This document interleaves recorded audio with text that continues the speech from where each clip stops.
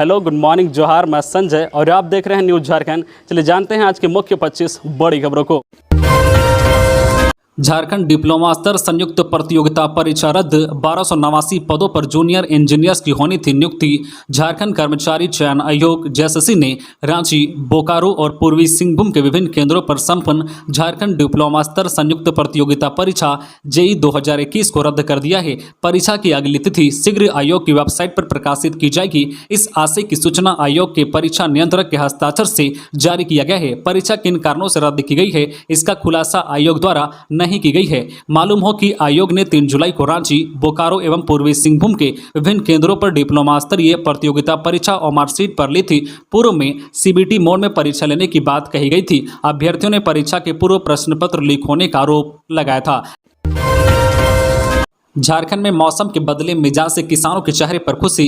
28 से 30 तक इन इलाकों में भारी बारिश का अनुमान। पिछले 3 दिनों से हुई बारिश से किसानों के चेहरे पर खुशी दिखने लगी है। किसानों को उम्मीद है कि अगर एक सप्ताह में झमाझम बारिश हुई तो रोपा शुरू हो सकेगा।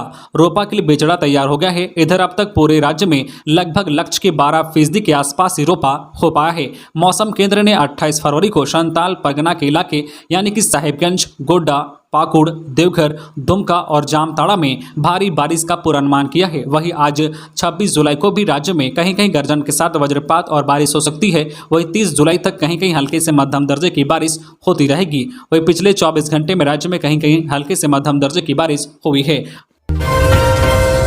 हेमंत सरकार के खिलाफ 25,000 वकील, अदालत में हड़ताल, सड़क पर निकाला पैदल मार्च। झारखंड सरकार की ओर से कोर्ट फीस बढ़ोतरी के खिलाफ राज्य के 25,000 अधिवक्ता सोमवार को न्यायिक कार्य से दूर रहे।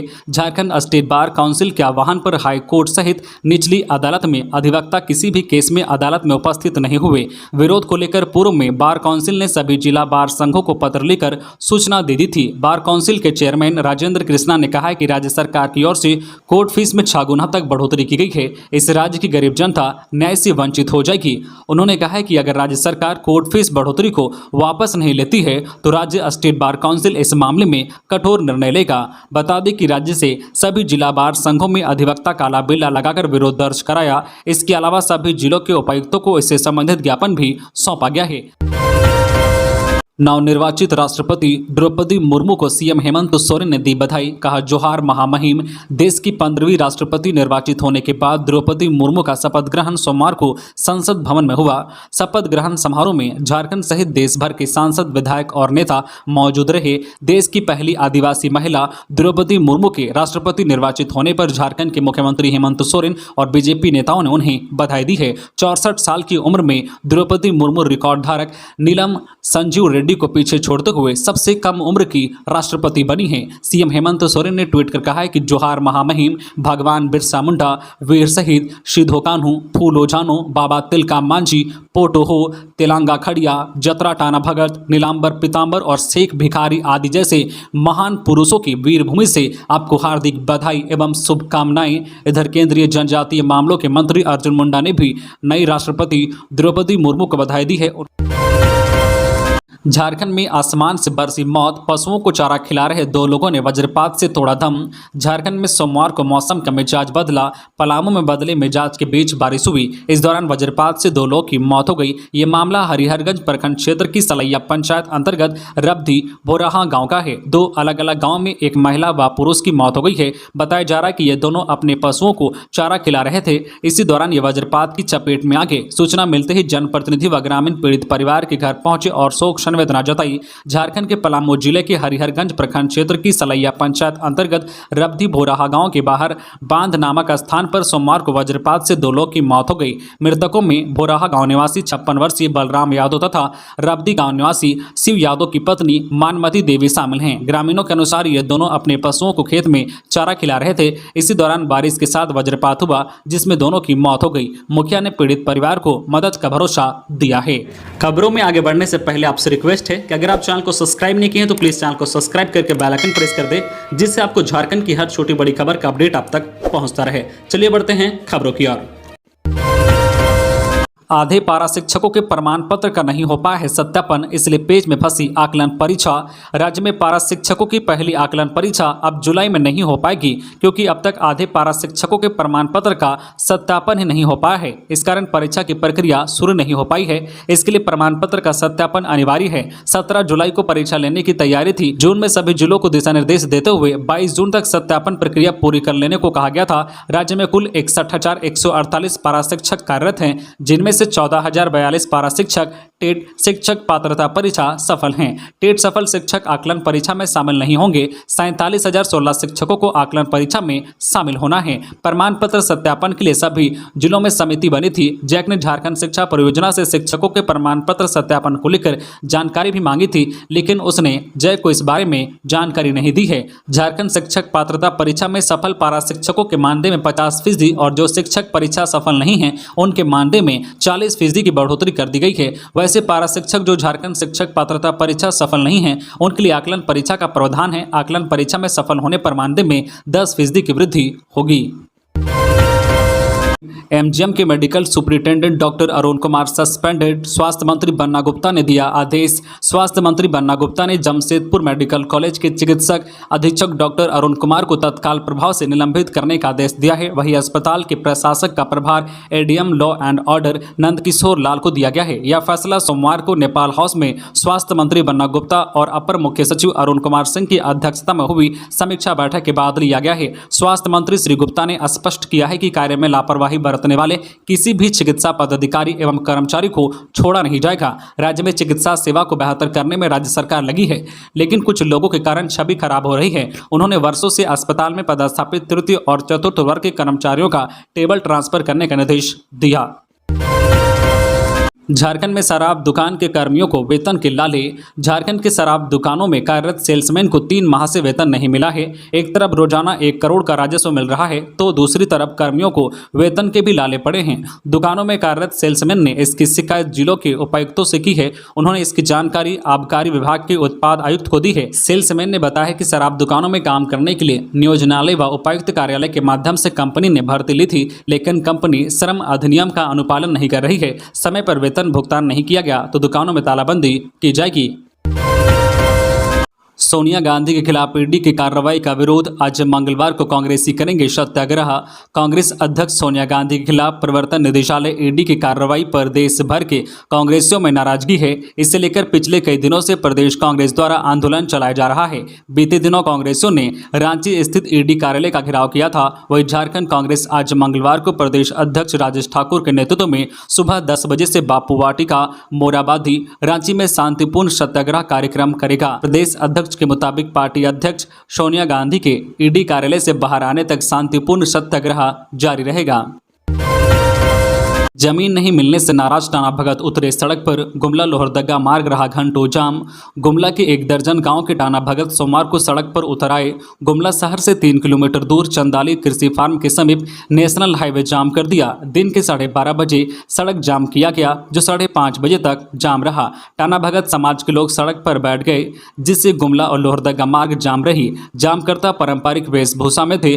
5 घंटे तक दर्जनों बस, उड़ीसा एवं छत्तीसगढ़ जाने वाली गाड़ियां एवं मालवाहक वाहन जाम में फंसी रही। स्कूली बच्चों को भी जाने से रोका। समझाने के बाद लोगों ने स्कूली बस को जाम स्थल से पार कराया। बता दें कि चंदाले में कृषि फार्म है, जहां दर्जनों एकड़ जमीन है। यह जमीन फिलहाल में कृषि फार्म के नाम से है। प्रशासन उक्त जमीन को सरकारी बता रहा है, जबकि गाँव के लोगों का कहना है कि यह जमीन आदिवासियों की है। उक्त जमीन को बीज तैयार करने के नाम पर सरकार को कुछ सालों के लिए दान में दी गई थी, लेकिन अब कृषि फार्म की जमीन पर बीज तैयार नहीं होता है और न ही किसी प्रकार का काम कृषि विभाग यहाँ कर रहा है। इसलिए ग्रामीणों ने अपनी अपनी जमीन वापस देने की मांग की है। इसके बावजूद प्रशासन उक्त जमीन को वापस देने को तैयार नहीं है, इसलिए ग्रामीणों ने विरोध शुरू कर दिया। यह विरोध महीनों से चल रहा है। जब कोई सुनवाई नहीं हुई तो लोग सोमवार को सड़क पर उतर आए। जामताड़ा के कई स्कूलों से हटा दिए गए उर्दू शब्द। शिक्षा मंत्री ने कहा, पुरानी बीमारी ठीक करने में लगेगा वक्त, सचिव से रिपोर्ट तलब। झारखंड के जामताड़ा, पलामू, गढ़वा, गुमला और रांची के मुस्लिम बहुल कुछ सरकारी स्कूलों के नाम के आगे उर्दू शब्द लिखकर शुक्रवार को साप्ताहिक अवकाश लेने का मामला गर्माता जा रहा है। इस पर शिक्षा मंत्री जगन्नाथ महतो ने सफाई दी है। उन्होंने कहा है कि जामताड़ा के कुछ स्कूलों के नाम के आगे उर्दू शब्द जोड़ने की बात सामने आई थी। वहां के जिला शिक्षा पदाधिकारी के मुताबिक वैसे स्कूलों के नाम के आगे से उर्दू शब्द को मिटा दिया गया है। साथ ही विद्या वाहिनी के पोर्टल पर भी रविवार को साप्ताहिक अवकाश के रूप में अपडेट कर दिया गया है। हालांकि शिक्षा मंत्री ने कहा है कि डीईओ ने उन्हें इस बाबत मौखिक रूप से जानकारी दी है। इस मामले पर विभागीय सचिव से विस्तृत रिपोर्ट तलब किया जाएगा। शिक्षा मंत्री जगन्नाथ महतो से पूछा गया कि राज्य में कितने सरकारी स्कूलों के नाम के आगे उर्दू शब्द जोड़कर शुक्रवार को छुट्टी दी जा रही है। इसके जवाब में उन्होंने कहा कि इसकी कोई जानकारी नहीं है। विभागीय सचिव से रिपोर्ट आने के बाद ही आंकड़ों के बारे में जानकारी दी जा सकेगी। शिक्षा मंत्री ने कहा है कि उन्हें बस इतनी जानकारी है कि मुस्लिम बहुल इलाके में स्कूलों में बिहार के समय से शुक्रवार को छुट्टी देने की व्यवस्था है। अब यह व्यवस्था किस आधार पर की गई है, इसका मंथन किया जा रहा है। रांची के पहाड़ी मंदिर में हजारों भक्तों ने किया जलाभिषेक। सावन की दूसरी सोमवारी के अवसर पर पहाड़ी मंदिर में सोमवार को प्रातः 3 बजे से सरकारी पूजा अर्चना शुरू हुई। पंडित कबीरदास व पिंटू ने पूजा शुरू कराया। बाबा के जयघोष के साथ भक्तों ने बाबा का जलाभिषेक किया। भक्तों की भीड़ को देखते हुए अर्घ्य लगाया गया था। इसी अर्घ्य के माध्यम से भक्त बाबा को जलाभिषेक कर रहे थे। यहाँ महिला व पुरुष भक्तों को बारी बारी से जलाभिषेक करने का मौका दिया जा रहा था। प्रातः 9 बजे के बाद से भीड़ धीरे धीरे कम होती चली गई। देर शाम तक 10,000 से अधिक भक्त जलाभिषेक करने के लिए पहुंचे थे। ये भक्त रांची के अलावा ग्रामीण क्षेत्र व अन्य जिलों से आए थे। द्रौपदी मुर्मू के राष्ट्रपति बनने पर आदिवासी समाज में खुशी की लहर, बांटे गए लड्डू। झारखंड की पूर्व राज्यपाल द्रौपदी मुर्मू देश की 15वीं राष्ट्रपति बन गई है। सुप्रीम कोर्ट के मुख्य न्यायाधीश एनवी रमना ने नवनिर्वाचित राज्यपाल द्रौपदी मुर्मू को पद और गोपनीयता की शपथ दिलाई। यह पहली बार है कि आदिवासी समाज की एक महिला देश की राष्ट्रपति बनी है। इसे लेकर रांची में जश्न का माहौल है। इस अवसर पर रांची के धुरवा स्थित सूर्य मंदिर में आम लोगों ने गणेश सहस्त्र नाम का जाप कराया, जहां 440 किलो लड्डू प्रसाद के रूप में चढ़ाया गया और उसे आम लोगों में बांटा गया। पूजा के बाद स्थानीय लोगों ने कहा कि द्रौपदी मुर्मू ने झारखंड की राज्यपाल रहते हुए समाज पर एक अमिट छाप छोड़ी है। झारखंड माइनिंग स्कीम, साहिबगंज में माइनिंग और फॉरेस्ट के दफ्तरों में ईडी की दबिश। झारखंड में अवैध माइनिंग के जरिए 100 करोड़ से भी ज्यादा की मनी लॉन्ड्रिंग के मामले की जांच कर रहे ईडी के अफसरों ने सोमवार को साहिबगंज के district mining office, divisional forest office में दस्तावेजों की जांच की है। ईडी की एक टीम ने साहिबगंज के मंडरो प्रखंड के मारीकोटी मौजा पहाड़ पर भी पहुंची, जहां अवैध खनन के मामले में 4 क्रशर इकाइयों को पिछले दिन जब्त किया गया था। माना जा रहा है कि ईडी ने झारखंड के मुख्यमंत्री हेमंत सोरेन के विधानसभा निर्वाचन क्षेत्र बरहेट स्थित प्रतिनिधि पंकज मिश्रा से पूछताछ के आधार पर मिली जानकारियों के आधार पर यह कार्रवाई की है। पंकज मिश्रा पिछले 6 दिनों से ईडी की रिमांड पर हैं। सूत्रों के मुताबिक उसने साहिबगंज आसपास के इलाकों में अवैध खनन के प्रतिदिन लाखों की उगाही की जानकारी दी है। पश्चिमी सिंहभूम पुलिस ने 2 अपराधियों को दबोचा। पशु व्यापारी की हत्या और 15 लाख की लूट मामले का खुलासा। पश्चिमी सिंहभूम पुलिस ने झारखंड और उड़ीसा के विभिन्न क्षेत्रों में लूट हत्या करने के 2 कुख्यात अपराधियों को गिरफ्तार करने में कामयाबी पाई है। गिरफ्तार अपराधियों पर झारखंड और उड़ीसा के विभिन्न जिलों में करीब 20 मामले दर्ज हैं। मई में उड़ीसा के रायरंगपुर थाने में पशु व्यापारी की हत्या और 15 लाख की लूट का भी खुलासा हुआ है। आरोपी 1 साल पहले ही जेल से छूटा था और जेल में रहने के दौरान अपराधियों से संपर्क करना गिरोह बना लिया था। इधर जेल से बाहर आने के बाद यह गुट लगातार वारदात कर रहा था। पश्चिमी सिंहभूम जिला पुलिस अधीक्षक आशुतोष शेखर ने संवाददाता सम्मेलन में बताया है कि गुप्त सूचना मिली थी कि राजनगर सरायकेला की तरफ से एक कुख्यात अपराधी नीतीश चतुम्बा अपने एक साथी के साथ चाईबासा की और लूट की घटना को अंजाम देने के उद्देश्य से आने वाला है, जिसके बाद यह कार्रवाई की गई है और दोनों को पकड़ा गया है। सावन की दूसरी सोमवारी में बाबाधाम में श्रद्धालुओं का उमड़ा जन सैलाब, बोलबम से गुंजयमान हुआ इलाका। राजकीय श्रावणी मेला 2022 की दूसरी सोमवारी और मेले के 12वें दिन अहल सुबह से ही मंदिर प्रांगण और आसपास के क्षेत्र बोलबम के नारों से गुंजयमान हुआ। दूसरी सोमवारी को बाबा मंदिर में देर शाम तक करीब 3 लाख भक्तों ने जलार्पण किया। सुबह से ही जिला प्रशासन कांवरियों की सुख सुविधा को लेकर तत्पर दिखा। बता दें कि पहली सोमवारी को करीब 2 लाख कांवरियों ने बाबाधाम में जलार्पण किया था। दूसरी सोमवारी को सुबह 3:50 पर मंदिर का पट खुलते ही जलार्पण शुरू हो गया। कांवरियों की कतार तड़ाके सुबह कुम्हेटा तक पहुंच गई थी। श्रावणी मेला में इन शिव भक्तों की गूंज से रूट लाइन गुंजयमान रहा। सभी कांवरिया कतारबद्ध होकर बाबा का जय घोष करते हुए निरंतर आगे बढ़ते रहे। वही रूट लाइन में रात्रि से ही श्रद्धालुओं की सुविधा एवं सुरक्षा व्यवस्था की निगरानी लगातार उपायुक्त सह जिला दंडाधिकारी मंजुनाथ भजंत्री एवं वरीय अधिकारियों द्वारा की जा रही थी। 2047 तक हर घर में 24 घंटे मिलेगी बिजली। कोडरमा थर्मल पावर प्लांट में लगेंगे 800 मेगावाट के 2 यूनिट। ऊर्जा मंत्रालय और विद्युत मंत्रालय की ओर से आज़ादी के अमृत महोत्सव को लेकर उज्जवल भविष्य भारत और उज्जवल भविष्य के मद्देनजर बिजली महोत्सव का आयोजन किया जा रहा है। कोडरमा की झुमरी तिलैया स्थित श्रम कल्याण सभागार में आयोजित बिजली महोत्सव में 2047 तक देश के हर घर को 24 घंटे निर्बाध बिजली आपूर्ति का लक्ष्य निर्धारित किया गया है। बिजली महोत्सव में बतौर मुख्य अतिथि कोडरमा विधायक डॉक्टर नीरा यादव, उपायुक्त आदित्य रंजन और कोडरमा थर्मल पावर प्लांट के मुख्य अभियंता NK चौधरी मौजूद थे। कोडरमा थर्मल पावर प्लांट में 500 मेगावाट की 2 यूनिट संचालित है, जिससे 1000 मेगावाट बिजली का उत्पादन किया जा रहा है। भविष्य में इस पावर प्लांट में 800 मेगावाट के अतिरिक्त यूनिट भी लगाए जाएंगे। इसके अलावा और सौर ऊर्जा प्लांट का भी निर्माण किया जा रहा है। बिजली महोत्सव में बड़ी संख्या में स्थानीय लोग भी मौजूद थे। मीथेन गैस का रिसाव, 10 फीट उठी आग की लपटी। रामगढ़ में बिजली गिरने के बाद जमीन से निकली आग, मर रहे पक्षी, लोगों में दहशत। झारखंड के रामगढ़ में डीप बोरिंग के दौरान आग की लपटें उठने लगी। ये देखकर लोग हैरान रह गए। वहीं इलाके में पक्षियों की मौत भी हो रही है। इन सब के पीछे मीथेन गैस का रिसाव है। लोगों में गैस रिसाव और पक्षियों की मौत को लेकर दहशत है। जिले के मांडू प्रखंड के कोटीटांड के लइयो करमाली टोला के पास गैस का रिसाव हुआ है। दरअसल शनिवार को लगातार हुई बारिश और उसके बाद हुए वज्रपात के कारण जमीन से निकल रही मीथेन गैस ने आग पकड़ ली। इस घटना से पूरे गांव में अफरा तफरी मच गई। इसकी सूचना ग्रामीणों ने स्थानीय CCL की झारखंड उत्खनन परियोजना से जुड़े पदाधिकारियों को दी है। CCL प्रबंधन के project officer PO BK Sahu ने घटनास्थल पर जाकर निरीक्षण किया है।